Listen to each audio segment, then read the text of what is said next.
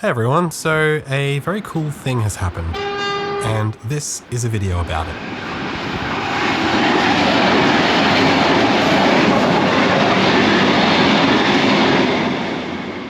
This here is Evie 120, Metro Trains Melbourne's infrastructure evaluation vehicle, better known as Evie.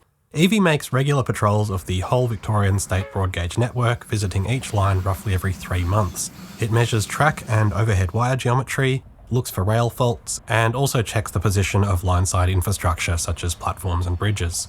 Evie is not self-propelled. It gets hauled around the network by diesel locomotives, nearly always a pair of P-class provided by Southern Short-Haul Railroad, with their conveniently matching yellow and black colour scheme. One disadvantage of using diesel locomotives is that they produce exhaust, which is problematic when running underground. Diesels are allowed to run through the underground city loop, which has a special ventilation setting to extract the exhaust. However, the loop is no longer our only underground railway, and in the brand new Melbourne Metro tunnel, diesels won't be allowed at all. So Metro needed to come up with another way of propelling Evie through there using electric traction. This here is a Comeng electric suburban train. They've been in service since the early 80s and are now getting towards the end of their working lives. Quite a lot have been scrapped already, with the rest of them likely to be withdrawn from service over the next few years. So we need an electric train to run Evie through the tunnel, and we have a bunch of electric trains we're getting rid of, which presents something of a unique opportunity.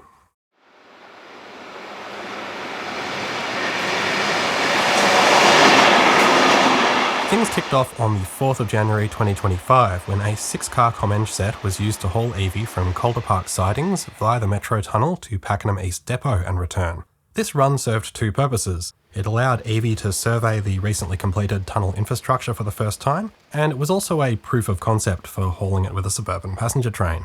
However, using a 6-car set for this isn't particularly practical.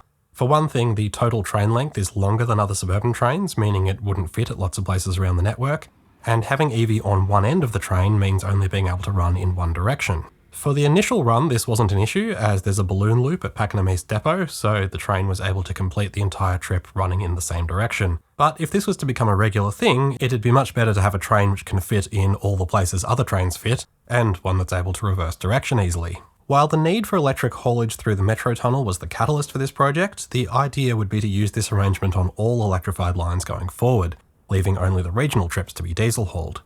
So what if the train was shorter and yellower?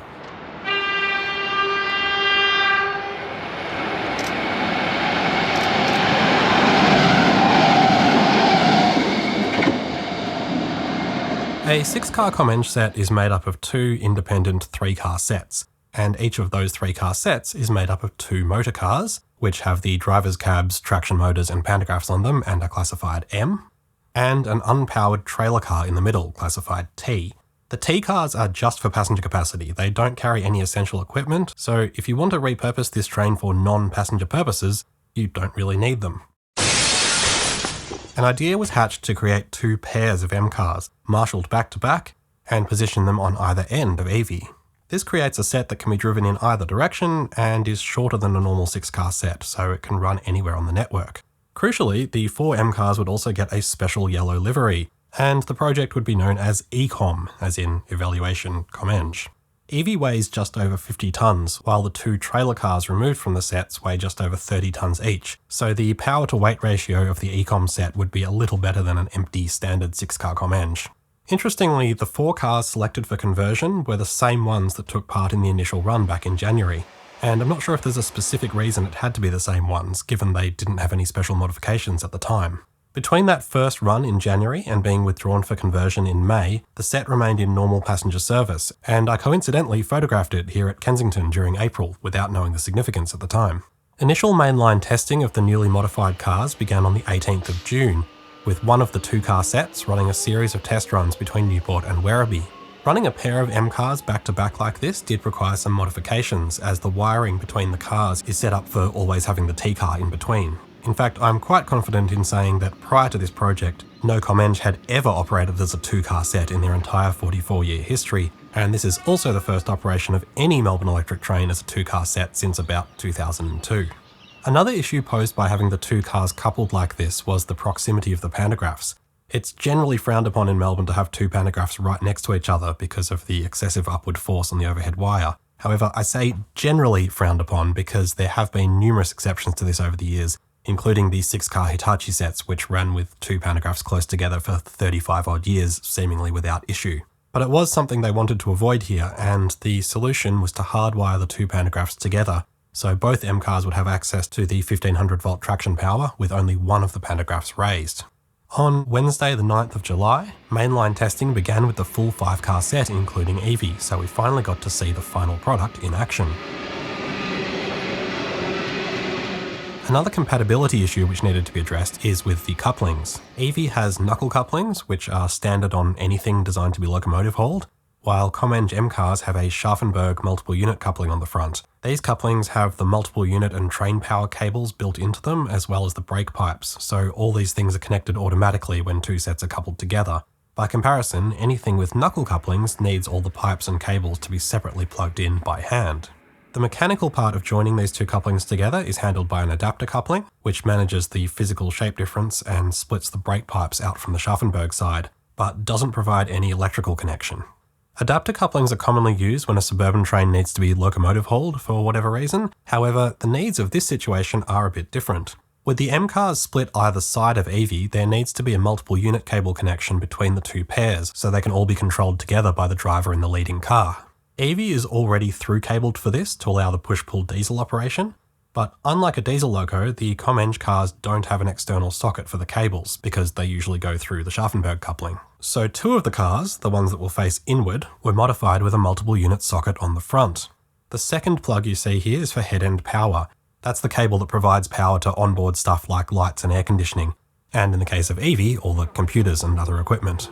Evie is fitted with a diesel generator which provides this power when head-end power isn't available, but it obviously makes sense to avoid using that if you don't have to. I know it's probably not the most important thing here, but I really like the way the cables and plugs are mounted on the end of the car, even looping over in front of the now redundant destination board. It's got a real utilitarian, handmade sort of look to it. It's giving me flashbacks to Wellington, where their suburban trains used to have a lot of big exposed cables on the front.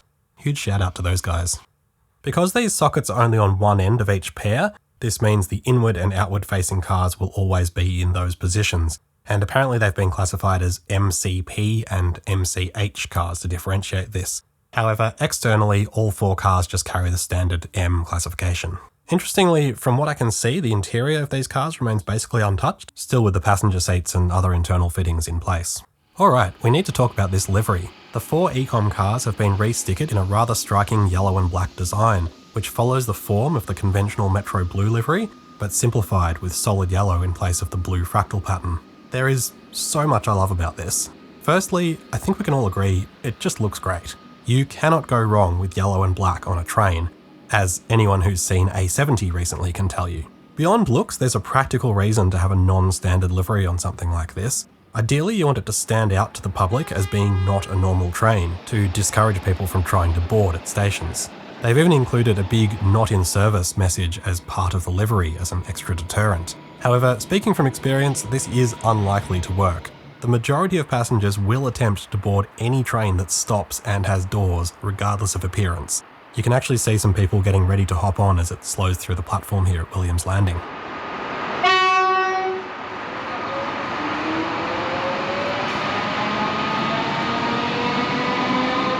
I've been on enough special trains to know that intending passengers will see something like this roll up at their station and be like, this must be the 926 Flinders Street. I think if it was me, I would have put some more obvious deterrents on the doors themselves. Something like this, or maybe this, or this. Anyway, something for you guys to consider if you're watching. The other reason I like the appearance of these cars is that it's historically consistent with the way ex-passenger stock is usually painted when pressed into departmental service.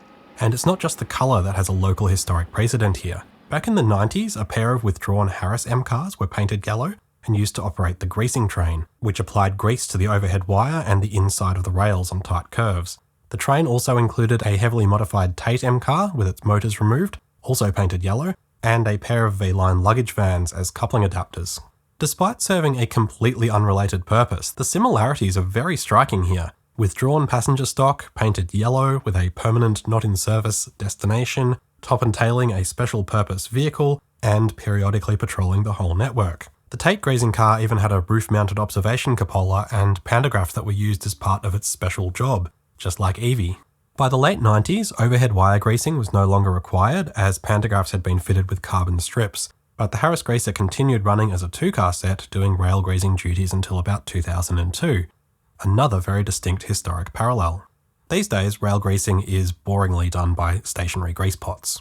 After withdrawal, the Harris Grazer cars sat around at Newport workshops, slowly deteriorating for many years until 2022 when they were given a repaint by volunteers as part of the Newport Workshops Open Day, immediately becoming my favourite exhibit there.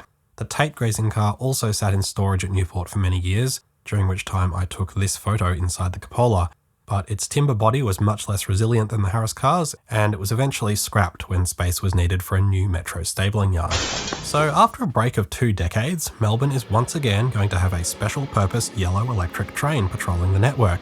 And if you haven't noticed yet, I think this is really exciting.